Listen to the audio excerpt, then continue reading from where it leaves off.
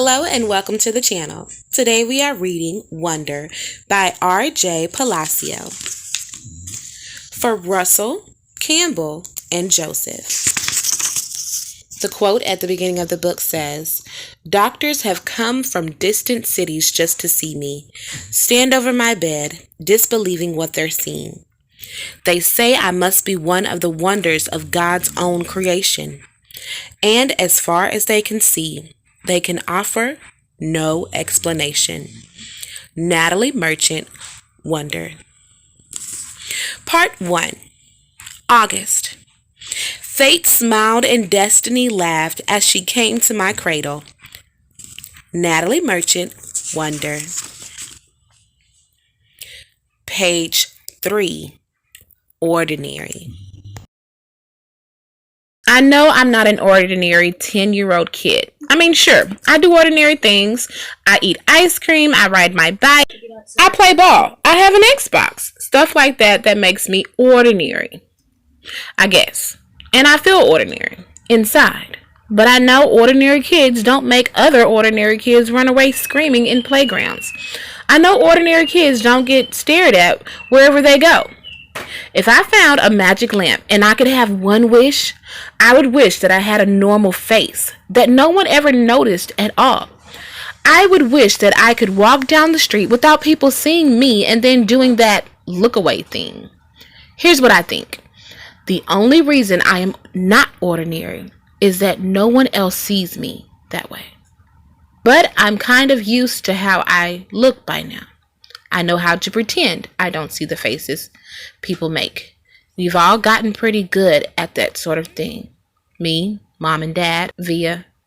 Actually, I take that back. Via's not so good at it. She can get really annoyed when people do something rude. Like, for instance, one time on the playground, some other kids made some noises. I don't even know what the noises were exactly because I didn't hear them myself. But Via heard them, and she just started yelling at the kids. That's the way she is. I'm not that way. Via doesn't see me as ordinary. She says she does. But if I were ordinary, she wouldn't feel like she needed to protect me as much. And Mom and Dad don't see me as ordinary either. They see me as extraordinary. I think the only person in the world who realizes how ordinary I am is me. My name is August, by the way. I won't describe what I look like. Whatever you're thinking, it's probably worse. Why I didn't go to school. Next week, I start 5th grade. Since I've never been to a real school before, I'm pretty much totally and completely petrified. People think I haven't gone to school because of the way I look, but it's not that. It's because of all the surgeries I've had. 27 since I was born. The bigger ones happened before I was even 4 years old, so I don't remember those. But I've had 2 or 3 surgeries every year since then. Some big, some small. Because I'm little for my age, and I have some other medical mysteries that doctors never really figured out. I used to get sick a lot. That's why my parents decided it was better if I didn't go to school. I'm much stronger now, though. The last surgery I had was 8 months ago, and I probably won't have to have any more for another couple of years. Mom homeschools me. She used to be a children's book illustrator. She draws really great fairies and mermaids. Her boy stuff isn't so hot, though. She once tried to draw me a Darth Vader, but it ended up looking like some weird mushroom-shaped robot. I haven't even seen her draw anything in a long time. I think she's too busy taking care of me and Via. I can't say I always wanted to go to school because that wouldn't be exactly true. What I wanted was to go to school, but only if I could be like every other kid going to school. Have lots of friends and hang out after school and stuff like that. I have a few really good friends now. Christopher is my best friend, followed by Zachary and Alex. We've known each other since we were babies. And since they've always known me the way I am, they're used to me. When we were little, we used to have play dates all the time. But then Christopher moved to Bridgeport in Connecticut. That's more than an hour away from where I live in North River Heights, which is at the top of Manhattan. And Zachary and Alex started going to school. It's funny. Even though Christopher is the one who moved far away, I still see him more than I see Zachary and Alex. They have all these new friends now. If we bump into each other on the street, they're still nice to me though. They always say hello. I have other friends too, but not as good as Christopher and Zach and Alex were. For instance, Zach and Alex always invited me to their birthday parties when we were little, but Joel and Iman and Gabe never did. Emma invited me once, but I haven't seen her in a long time. And of course, I always go to Christopher's birthday. Maybe I'm making too big a deal about birthday parties.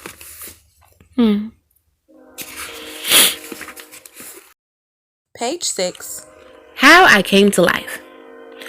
I like when Mom tells this story because it makes me laugh so much. It's not funny in the way a joke is funny, but when Mom tells it, Via and I just start cracking up. So, when I was in my mom's stomach, no one had any idea I would come out looking the way I look. Mom had had Via 4 years before, and that had been such a walk in the park, Mom's expression, that there was no reason to run any special tests.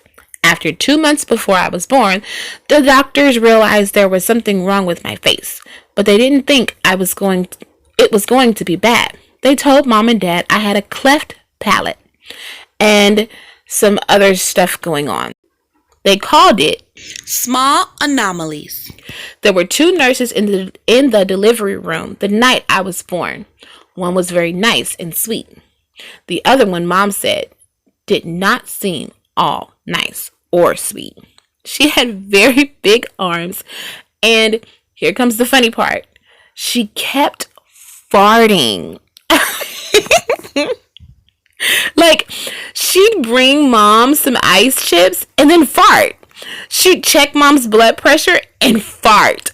Mom said it was unbelievable because the nurse never even said, "Excuse me." Meanwhile, Mom's regular doctor wasn't on duty that night, so Mom got stuck with this cranky kid doctor she and Dad nicknamed Boogie after some old TV show or something. They didn't actually call him that to his face.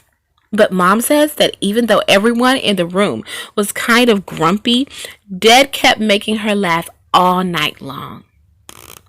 When I came out of Mom's stomach, she said the whole room got very quiet. Mom didn't even get a chance to look at me because the nice nurse immediately rushed me out of the room. Dad was in such a hurry to follow her that he dropped the video camera, which broke into a million pieces. And then Mom got very upset and tried to get out of bed to see where they were going, but the farting nurse put her very big arms on Mom to keep her down in the bed. They were practically fighting because Mom was hysterical and the farting nurse was yelling at her to stay calm, and then they both started screaming for the doctor. But guess what? He had fainted right on the floor. So when the farting nurse saw that he had fainted, she started pushing him with her feet to get him to wake up, yelling at him the whole time. "What kind of doctor are you? What kind of doctor are you? Get up! Get up!" And then, all of a sudden, she let out the biggest, loudest, smelliest fart in the history of farts. Mom thinks it was actually the fart that finally woke the doctor up. Anyway, when Mom tells the story, she acts out all the parts, including the farting noises. And it is so funny. Mom says the farting nurse turned out to be a very nice woman. She stayed with Mom the whole time, didn't leave her side even after Dad came back and the doctors told him how sick I was. Mom remembers exactly what the nurse whispered in her ear when the doctor told her I probably wouldn't live through the night. She said, "Everybody born of God overcometh the world." The next day, after I had lived through the night, it was that nurse that held Mom's hand when they brought her to meet me for the first time. Mom says, Mom says by then they had told her all about me. She had been preparing herself for the seeing of me. But she says that when she looked down into my tiny, mushed up face for the first time, all she could see was how pretty my eyes were. Mom is beautiful, by the way, and Dad is handsome.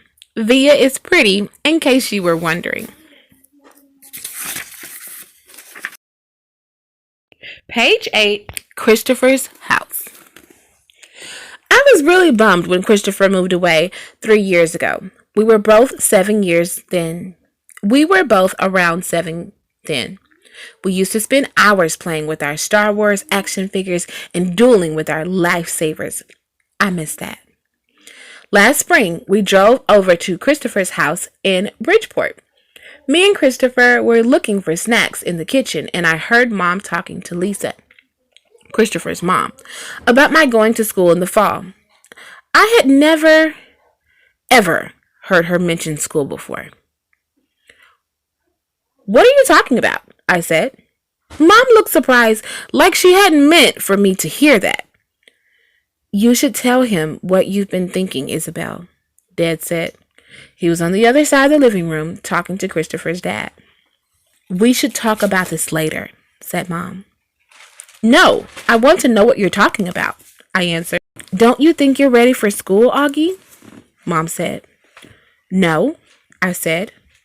I don't either, said Dad. Then that's that. Case closed, I said, shrugging, and I sat in her lap like I was a baby. I just think you need to learn more than I can teach you, Mom said. I mean, come on, Augie. You know how bad I am at fractions. What school? I said. I already felt like crying. Beecher Prep, right by us. Wow, that's a great school, Augie, said Lisa, patting my knee. Why not Via School? I said. That's too big, Mom answered. I don't think that would be a good fit for you. I don't want to, I said. I admit, I made my voice sound a little babyish. You don't have to do anything you don't want to do, Dad said, coming over and lifting me out of Mom's lap. He carried me over to sit on his lap on the other side of the sofa. We won't make you do anything you don't want to do. But it would be good for him, Nate, Mom said. Not if he doesn't want to, answered Dad, looking at me. Not if he's not ready. I saw Mom look at Lisa, who reached over and squeezed her hand. You guys will figure it out, she said to Mom. You always have. Let's just talk about it later, said Mom. I could tell she and Dad were going to get in a fight about it. I wanted Dad to win the fight, though a part of me knew Mom was right. And the truth is, she was really terrible at fractions.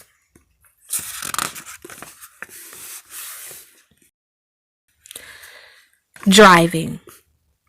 It was a long drive home. I fell asleep in the back seat, like I always do, my head on Via's lap, like she was a pillow, a towel wrapped around the seatbelt so I wouldn't drool all over her. Via fell asleep too, and Mom and Dad talked quietly about grown-up things I don't care about. I don't know how long I was sleeping, but when I woke up, there was a full moon outside the car window. It was a purple night, and we were driving on a highway full of cars. And then I heard Mom and Dad talking about me. We can't keep protecting him, Mom whispered to Dad, who was driving. We can't just pretend he's going to wake up tomorrow and this isn't going to be his reality, because it is, Nate, and we have to help him learn to deal with it. We can't just keep avoiding situations that. So sending him off to a middle school like a lamb to the slaughter? Dad answered angrily, but he didn't even finish his sentence because he saw me in the mirror looking up. What's a lamb to the slaughter? I said sleepily. Go back to sleep, Augie, Dad said softly. Everyone will stare at me at school, I said, suddenly crying. Honey, Mom said. She turned around in the front seat and put her hand on my head. You know, if you don't want to go, if you don't want to do this, you don't have to. But we spoke to the principal there and told him about you, and he really wants to meet you. What did you tell him about me? How funny you are, and how kind and smart. When I told him you read Dragon Rider when you were 6, he was like, wow, I have to meet this kid. Did you tell him anything else? I said. Mom smiled at me. Her smile kind of hugged me. I told him about all your surgeries and how brave you are, she said. So, he knows what I look like?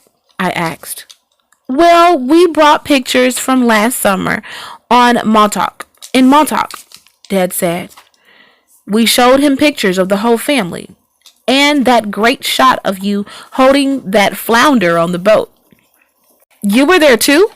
I have to admit, I felt a little disappointed that he was part of this. We both talked to him, yes, Dad said. He's a really nice man. You would like him, Mom added. Suddenly, I felt like they were on the same side. Wait, so when did you meet him? I said. Well, we took a tour of the school last year, said Mom. Last year? So you've been talking about this for a whole year and you didn't tell me? We didn't know if you'd get in, Augie, Mom answered. It's a very hard school to get into. There's a whole admission process.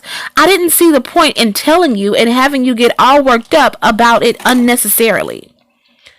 But you're right, Augie. We should have told you when we found out last month that you were in, said Dad.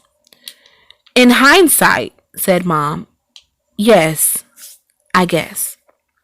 Did that lady who came to the house that time have something to do with this? I said. The one who gave me that test? Yes, actually, Mom said, Mom looking guilty. Yes. You told me it was an IQ test, I said. I know. Well, that was a white lie, she answered. It was a test you needed to take to get into the school. You did very well on it, by the way. So you lied, I said. A white lie. But yes.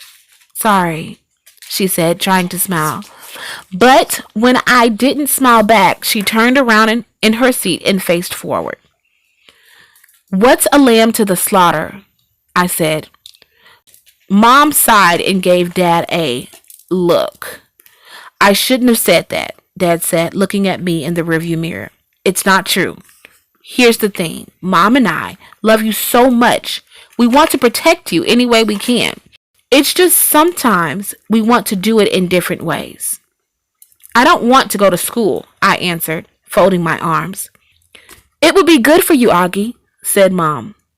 Maybe I'll go next year, I answered, looking out the window. This year would be better, Augie, said Mom. You know why? Because you'll be going into 5th grade, and that's the first year of middle school for everyone. You won't be the only new kid. I'll be the only kid who looks like me, I said. I'm not going to say it won't be a big challenge for you, because you know better than that, she answered. But it'll be good for you, Augie. You'll make lots of friends, and you'll learn things you've never learned with me. She turned in her seat again and looked at me. When we took the tour, you know what they had in their science lab? A little baby chick that was just hatching out of its egg. It was so cute. Augie, it actually kind of reminded me of you when you were a little baby, with those big brown eyes of yours. I usually love when they talk about when I was a baby. Sometimes I want to curl up into a little tiny ball and let them hug and kiss me all over. I miss being a baby, not knowing stuff. But I wasn't in the mood for that now. I don't want to go, I said. How about this? Can you at least meet Mr. Tushman before making up your mind? Mom said. Mr. Tushman? I said. He's the principal, answered Mom. Mr. Tushman, I repeated. I know, right? Dad answered, smiling and looking at me in the rearview mirror. Can you believe that name, Augie?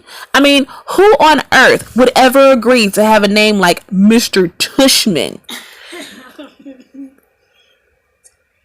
I smiled even though I didn't want to let them see me smile. Dad was the one person who could make me laugh no matter how much I didn't want to laugh. Dad always made everyone laugh. Augie, you should go to that school just to hear his name said over the loudspeaker, Dad said excitedly. Can you imagine how funny that would be? Hello, paging Mr. Tushman. He was using a fake old lady's voice. Hi, Mr. Tushman. I see you're running a little behind today. Did your car get rear-ended again? What a bum rap. I started laughing, not even because I thought he was being that funny, but because I wasn't in the mood to stay mad anymore. It could be worse, though, Dad continued in his normal voice. Mom and I had a professor in college called Mrs. Butt. Mom was laughing now. Is that for real? I said. Roberta Butt, Mom answered, raising her hand as if to swear. Bobby Butt. She had huge cheeks, said Dad. Nate, said Mom. What? She had big cheeks is all I'm saying. Mom laughed and shook her head at the same time. Hey, I know, said Dad excitedly. Let's fix them up on a blind date. Can you imagine? Mrs. Butt, meet Mr. Tushman. Mr. Tushman, here's Mrs. Butt. They could get married and have a bunch of little tushies. Poor Mr. Tushman, answered Mom, shaking her head. Augie hasn't even met the man yet, Nate. Who's Mr. Tushman? Via said groggily. She had just woken up. He's the principal of my new school, I answered. Okay, guys, so today I'm at the doctor's office. So if you hear doors or chairs or children, that's why I'm sitting in the room. So, page 15, paging Dr. Tushman. I would have been more nervous about meeting Mr. Tushman if I'd known I was going to be meeting some kids from the new school. But I didn't know. So, if anything, I was kind of giggly. I couldn't stop thinking about all the jokes that Dad had made about Mr. Tushman's name. So, when me and Mom arrived at the Beecher Prep a few weeks before the start of school, and I saw Mr. Tushman standing there waiting for us at the entrance, I started giggling right away. He didn't look at all like what I pictured. I guess I thought he would have had a huge butt, but he didn't. In fact, he was a pretty normal guy, thin and tall, old but not really old. He seemed nice. He shook my mom's hand first. Hi, Mr. Tushman. It's nice to see you again, said Mom. This is my son, August. Mr. Tushman looked right at me, smiled, and nodded. He put his hand out for me to shake. Hi, August, he said, totally normally. It's a pleasure to meet you. Hi, I mumbled, dropping my hand into his hand while I looked down at his feet. He was wearing red Adidas. So, he said, kneeling down in front of me so I couldn't look at his sneakers, but I had to look at his face. Your mom and dad have told me a lot about you. Like, what have they told you? I asked. Sorry? Honey, you have to speak up, said Mom. Like what? I asked, trying not to mumble. I admit, I have a bad habit of mumbling. Well, that you like to read, said Mr. Tushman, and that you're a great artist. He had blue eyes with white eyelashes. And you're into science, right? I said, nodding. We have a couple of great science electives at Becker, he said. Maybe you'll take one of them. I said, though I had no idea what an elective was. So, are you ready to take a tour? You mean we're doing that now? I asked. Did you think we were going to the movies? He answered, smiling as he stood up. You didn't tell me we were taking a tour, I said to Mom in an accusing voice. Aggie, she started to say. It'll be fine, August, said Mr. Tushman, holding his hand out to me. I promise. I think he wanted me to take his hand, but I took Mom's instead. He smiled and started walking toward the entrance.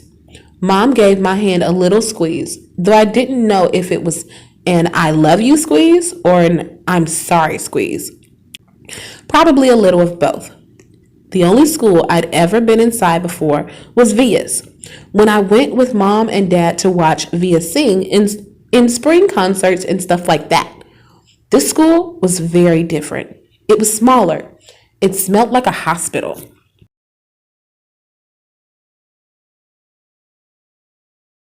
Nice Mrs. Garcia. We followed Mr. Tushman down a few hallways.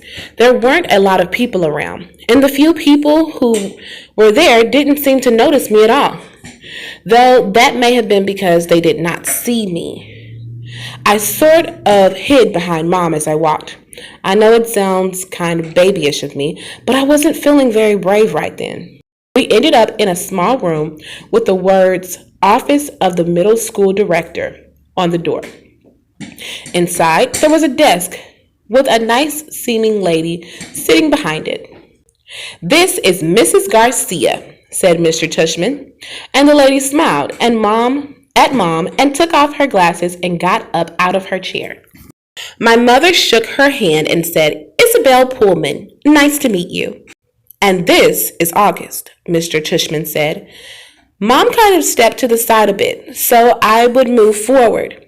Then that thing happened that I've seen happen a million times before. When I looked up at her, Mrs. Garcia's eyes dropped for a second.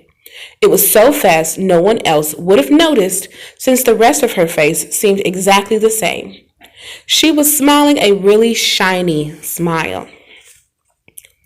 Such a pleasure to meet you, August, she said, holding out her hand for me to shake.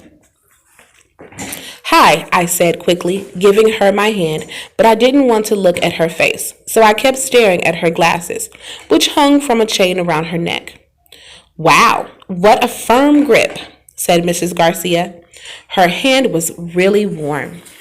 The kid's got a killer handshake, Mr. Tushman agreed, and everyone laughed above my head.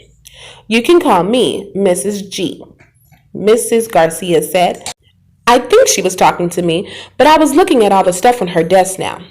That's what everyone calls me, Mrs. G. I forgot my combination. Mrs. G, I need a late pass. Mrs. G, I want to change my elective. Mrs. G's actually the one who runs the place, Mr. Tushman said, which again made all the grown-ups laugh. I'm here every morning by 7:30, Mrs. Garcia continued, still looking at me while I stared at her brown sandals with small purple flowers on the buckles. So, if you ever need anything, August, I'm the one to ask, and you can ask me anything. Okay, I mumbled. Oh, look at that cute baby, Mom said, pointing to one of the photographs on Mrs. Garcia's bulletin board. Is he yours? No, my goodness, said Mrs. Garcia, smiling a big smile now that was totally different from her shiny smile. You've just made my day. He's my grandson. What a cutie, said Mom, shaking her head. How old? In that picture, he was 5 months, I think, but he's big now, almost 8 years old.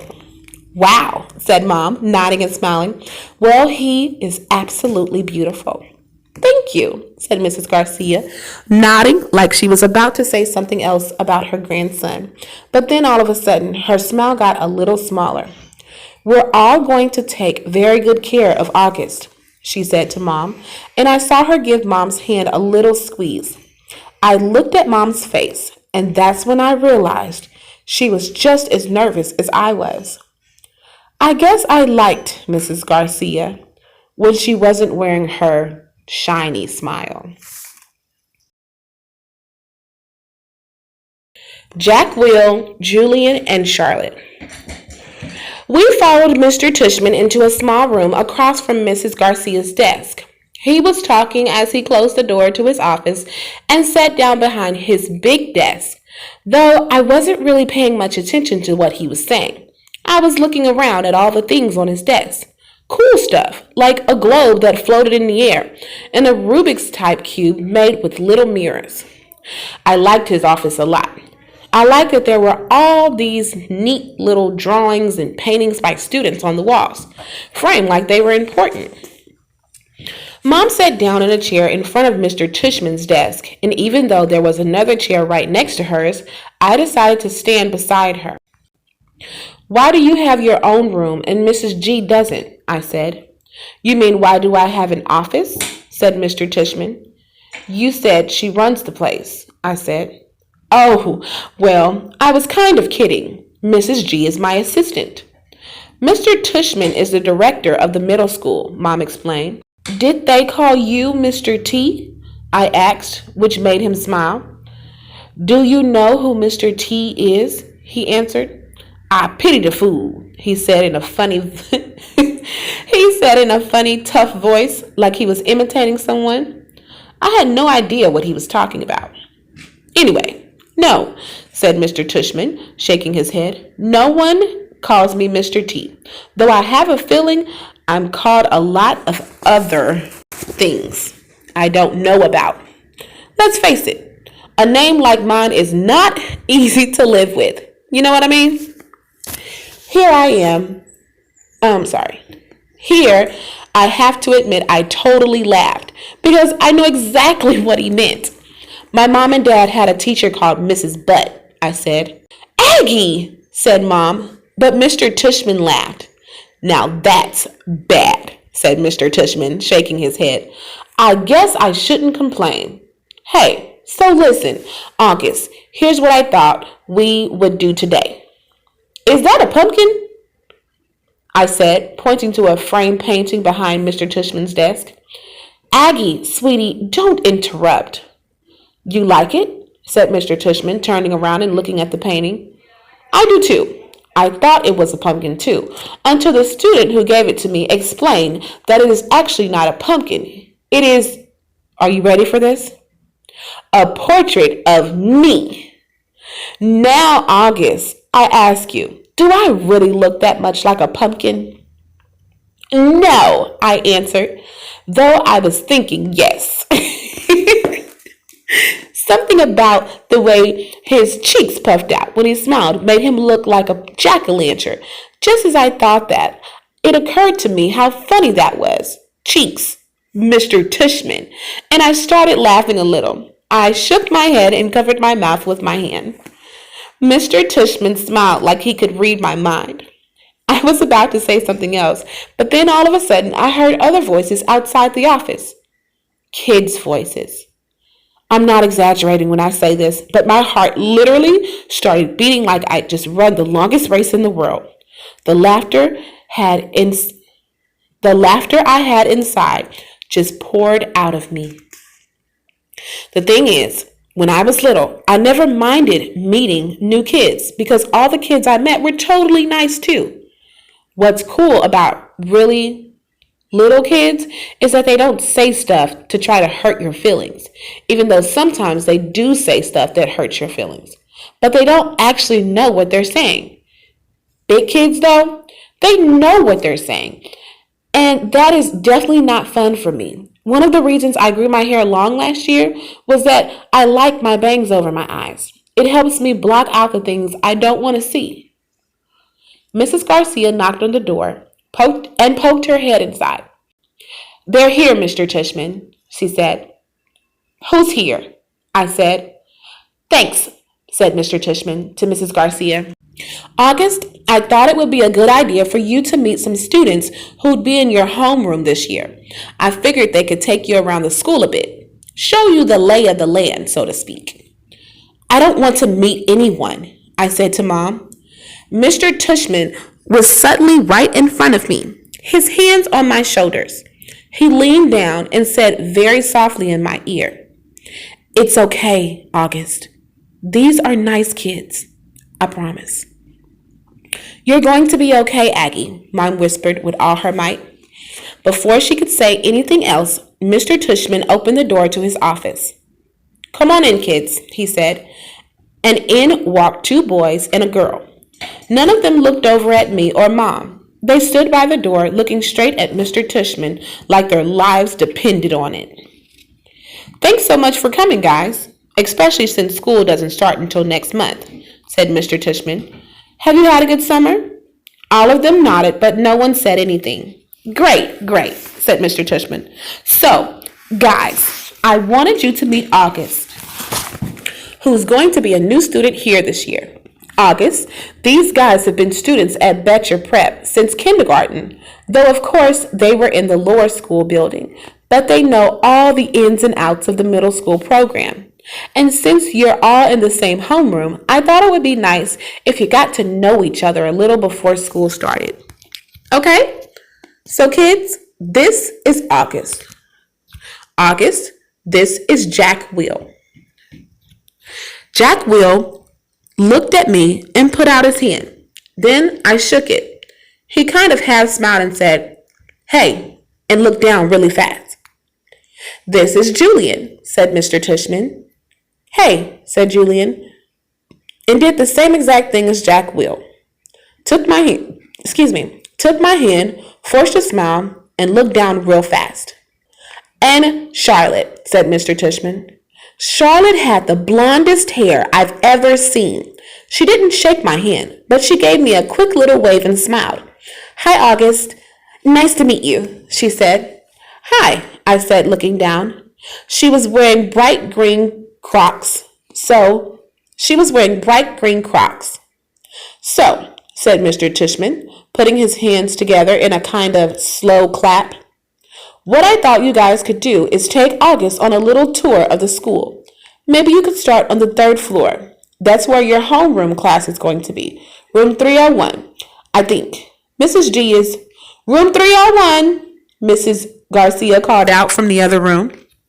Right, room 301, Mr. Tushman nodded. Then you can show August the science labs and the computer rooms. Then work your way down to the library and the performance space on the 2nd floor. Take him to the cafeteria, of course. Should we take him to the music room? Asked Julian. Good idea, yes, said Mr. Tushman. August, do you play any instruments? All right, you guys, so I'm on page 23. If you hear things in the background, it's because I'm in the kitchen and my son is doing dishes and he has to hear this book for school. So we got some real life action going on here. I'm going to start at the top of page 23. No, I said, it wasn't my favorite subject on account of the fact that I really don't have ears. Well, I do, but they don't exactly look like normal ears. Well, you may enjoy seeing the music room anyway, said Mr. Tushman. We have a very nice selection of precision instruments. August, you've been wanting to learn to play the drums, Mom said, trying to get me to look at her. But my eyes were covered by my bangs as I stared at a piece of old gum that was stuck to the bottom of Mr. Tush's desk. Great. Okay. So, why don't you guys get going, said Mr. Tushman. Just be back in, he looked at Mom. Half an hour? Okay. I think Mom nodded. So, is that okay with you, August? He asked me. I didn't answer. Is that okay, August? Mom repeated. I looked at her now. I wanted her to see how mad I was at her. But when I saw her face, I just nodded. She seemed more scared than I was. The other kids had started out the door, so I followed them. See you soon, said Mom, her voice sounding a little higher than normal. I didn't answer her. Page 24, The Grand Tour. Jack, Will, Julian, Charlotte, and I went down a big hallway to some wide stairs. No one said a word as we walked up the 3rd floor. When we got to the top of the stairs, we went down a little hallway full of lots of doors. Julian opened the door marked 301. "This is our homeroom," he said, standing in front of the half-open door. "We have Miss Potosa. They say she's okay, at least for homeroom. I heard she's really strict if you get her for math, though." "That's not true," said Charlotte. "My sister had her last year, and she's totally nice." "Not what I heard," answered Julian, "but whatever." He closed the door and continued walking down the hallway. "This is the science lab," he said when we got to the next door. And just like he did 2 seconds ago, he stood in front of the door He stood in front of the half-open door and started talking. He didn't look at me once while he talked, which was okay because I wasn't looking at him either. "You don't know who you have for science until the first day of school, but you want to get Mr. Haller. He used to be in the lower school. He would play his giant tuba in class." "It was a baritone horn," said Charlotte. "It was a tuba," answered Julian, closing the door. "Dude, let him go inside so we can check it out," said Jack Will. Jack Will told him, pushing past Julian and opening the door. "Go inside if you want," Julian said. It was the first time he looked at me. I shrugged and walked over to the door. Julian moved out of the way quickly, like he was afraid I might accidentally touch him as I passed by him. "Nothing much to see," Julian said, walking in after me. He started pointing to a bunch of stuff around the room. "That's the incubator. That big black thing is the chalkboard. These are the desks. These are the chairs. Those are the Bunsen burners. This is a gross science poster. This is chalk. This is the eraser." "I'm sure he knows what an eraser is," Charlotte said, sounding a little like Via. "How would I know what he knows?" Julian answered. "Mr. Tushman said he's never been to school before." "You know what an eraser is, right?" Charlotte asked me. I admit I was feeling so nervous that I didn't know what to say or do except look at the floor. "Hey, can you talk?" "Yeah," I nodded. After Jack Will asked, I still really hadn't looked at any of them yet. Not directly. "You know what an eraser is, right?" asked Jack Will. "Of course," I mumbled. "I told you there was nothing to see in here," said Julian, shrugging. "I have a question," I said, trying to keep my voice steady. What exactly is homeroom? Is that like a subject?" "No, it's just your group," Charlotte exclaimed, ignoring Julian's smirk. "It's like where you go when you get to school in the morning, and your homeroom teacher takes attendance and stuff like that. In a way, it's your main class, even though it's not really a class. I mean, it's a class, but..." "I think he's getting it, Charlotte," said Jack Will. "Do you get it?" Charlotte asked me. "Yeah," I nodded at her. "Okay, let's get out of here," said Jack Will, walking away. "Wait, Jack, we're supposed to be answering questions," said Charlotte. Jack Will rolled his eyes a little as he turned around. "Do you have any more questions?" he asked. No," I answered. "Oh, well, actually, yes. Is your name Jack or Will?" "Jack is my first name. Will is my last name." "Oh, because Mr. Tushman introduced you as Jack Will, so I thought..." "You thought his name was Jack Will?" "Yeah, some people call me by my first and last name," Jack said, shrugging. "I don't know why. Anyway, can we go now?" "Let's go to the performance space next," said Charlotte, leading the way out of the science room. "It's very cool. You'll like it, August." The performance space. Charlotte basically didn't stop talking as we headed down to the second floor. She was describing the play they had put on last year, which was Oliver. She played Oliver, even though she's a girl. As she said this, she pushed open the double doors to a huge auditorium. At the other end of the room was a stage. Charlotte started skipping toward the stage. Julian ran after her and then turned around halfway down the aisle. "Come on," he said loudly, waving me to follow him, which I did. There were like hundreds of people in the audience that night, said Charlotte, and it took me a second to realize she was still talking about Oliver. I was so nervous. I had so many lines and I had all these songs to sing. It was so hard. Although she was talking to me, she really didn't look at me much. On opening night, my parents were all the way in back of the auditorium, like where Jack is right now, but when the lights were off, you can't really see that far back.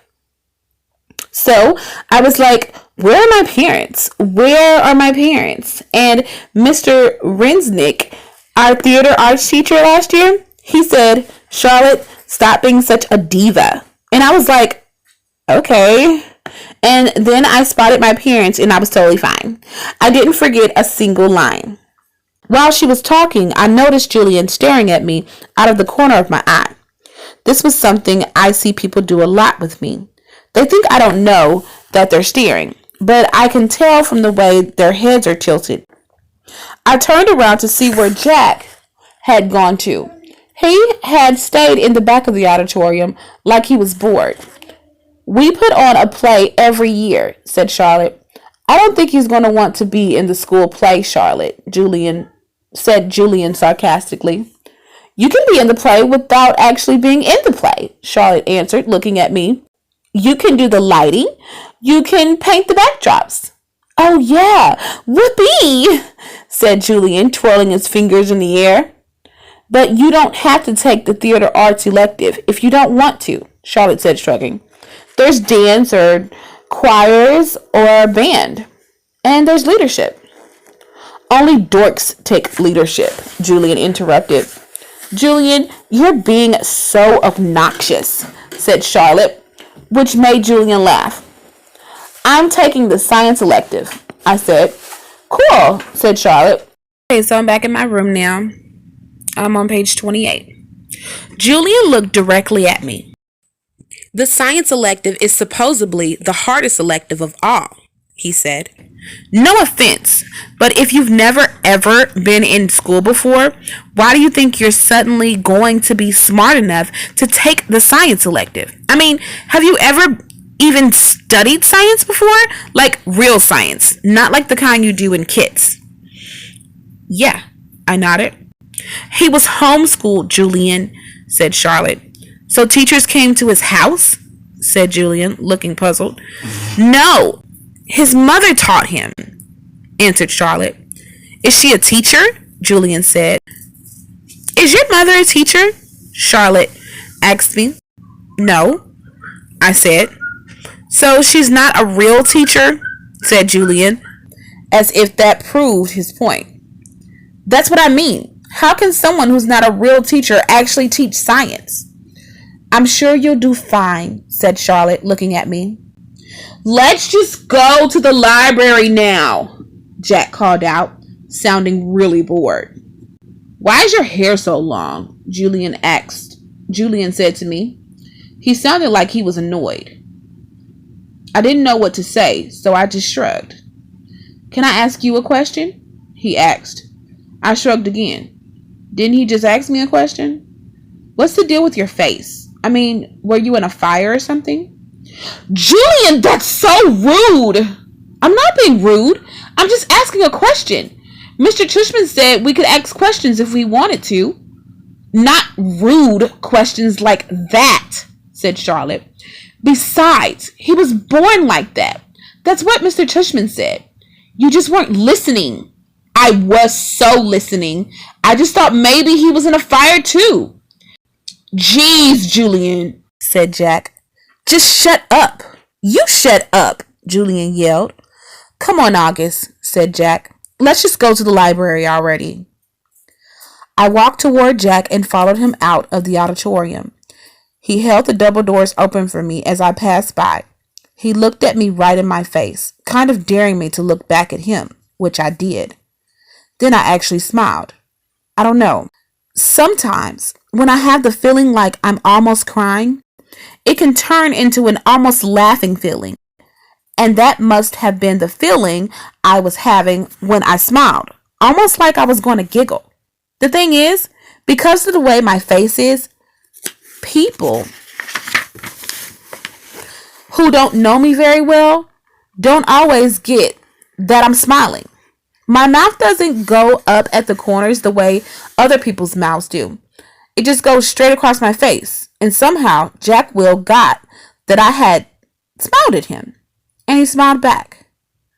Julian's a jerk, he whispered before Julian and Charlotte reached us. But dude, we're going to have to talk. He said this seriously, like he was trying to help me. I nodded as Julian and Charlotte caught up to us. We were all quiet for a second. All of us just kind of nodding, looking at the floor. Then I looked up at Julian. The words supposedly, by the way, I said. What are you talking about? You said supposedly before, I said. I did not. Yeah, you did, Charlotte nodded. You said the science elective is supposedly really hard. I heard you. I absolutely did not, he insisted. Whatever, said Jack. Let's just go. Yeah, let's just go, agreed Charlotte, following Jack down the stairs to the next floor. I started to follow her, but Julian cut right in front of me, which actually made me stumble backwards. Oops, sorry about that, said Julian. But I could tell from the way he looked at me that he wasn't really sorry at all. So I'm on page 31, and before I was just saying the title of the page because this book does not have chapters. So when I get to a new segment of the book or a new section where it has a title, I'm going to say page 31, the deal. So we kind of have a little division in what we're reading. So page 31, the deal. Mom and Mr. Tushman were talking when we got back to the office. Mrs. Garcia was the first to see us come back, and she started smiling with her shiny smile as we walked in. So, August, what do you think? Do you like what you saw? Did you like what you saw? She asked. Yeah, I nodded, looking over at Mom. Jack, Julian, and Charlotte were standing by the door, not sure where to go or if they were still needed. I wondered what else they'd been told about me before they met me. Did you see the baby chick? Mom asked me.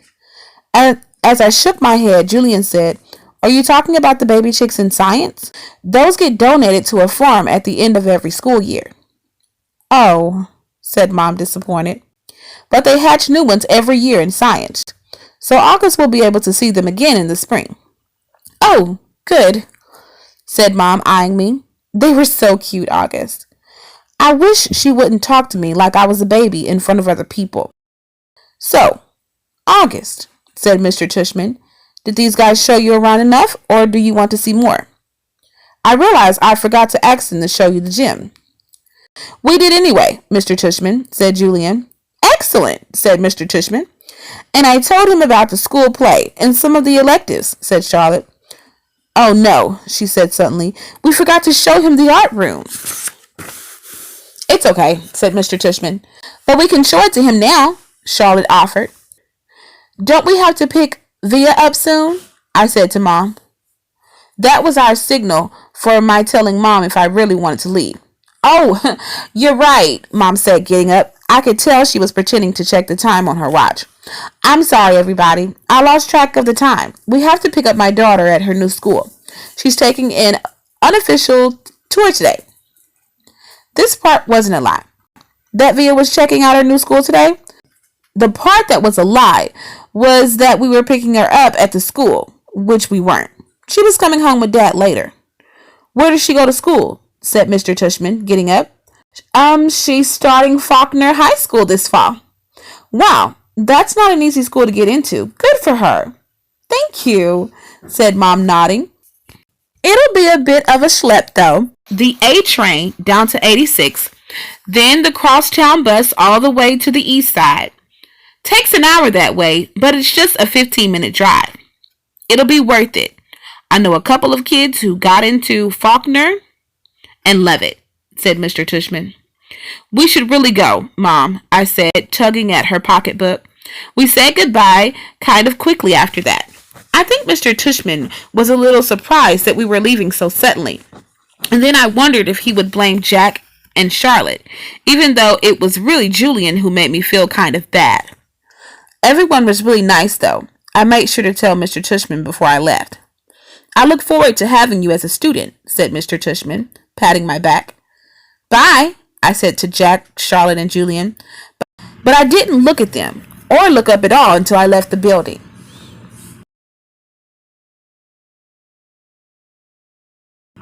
Page 33, Home.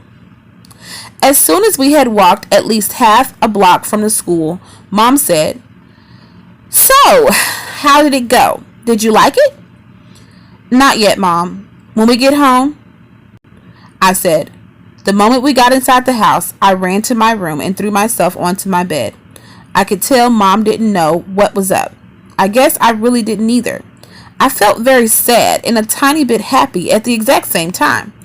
Kind of like that laughing and crying feeling all over again. My dog Daisy followed me up into the room, jumped on the bed, and started licking me all over my face. "Who's a good girlie?" I said in my dead voice. "Who's a good girlie?" "Is everything okay, sweetness?" Mom said. She wanted to sit down beside me, but Daisy was hogging the bed. "Excuse me, Daisy." She sat down, not nudging Daisy over. "Were those kids not nice to you, Augie?" "Oh, no," I said, only half lying. "They were okay." "But were they nice?" Mr. Tushman went out of his way to tell me what sweet kids they are. "Uh-huh," I nodded at her, but kept looking at Daisy, kissing her on the nose and rubbing her ear until her back leg did that little flea scratch shake. "That boy Julian seems especially nice," Mom said. "Oh, no. He was the least nice. I like Jack, though. He was nice. I thought his name was Jack Wheel, but it's just Jack." Wait, maybe I'm getting them confused. Which one was the one with the dark hair that was brushed forward? Julian. And he wasn't nice? No, not nice. Oh. She thought about this for a second. Okay, so is he the kind of kid who's one way in front of grown-ups and another way in front of kids? Yeah, I guess. I hate those, she answered, nodding. He was like, "So, August, what's the deal with your face?" I said, looking at Daisy the whole time. "Were you in a fire or something?" Mom didn't say anything. When I looked up at her, I could tell she was completely shocked. "He didn't say it in a mean way," I said quickly. "He was just asking." Mom nodded. "But I really like Jack," I said. He was like, "Shut up, Julian." And Charlotte was like, "You're so rude, Julian." Mom nodded again. She pressed her fingers on her forehead like she was pushing against a headache. "I'm so sorry, Augie," she said quietly. Her cheeks were bright red. "No, it's okay, Mom, really. You don't have to go to school if you don't want to, sweetie." "I want to," I said. "Augie." "Really, Mom, I want to." And I wasn't lying. So this concludes part 1 reading of our book Wonder. We stopped on page 34 and we will conclude in part 2 on page 35, First Day Jitters. See you there. There is also a PDF copy of the book Wonder in the link below that you can follow along with as I read. Check it out and I'll see you in the next one. Bye, guys.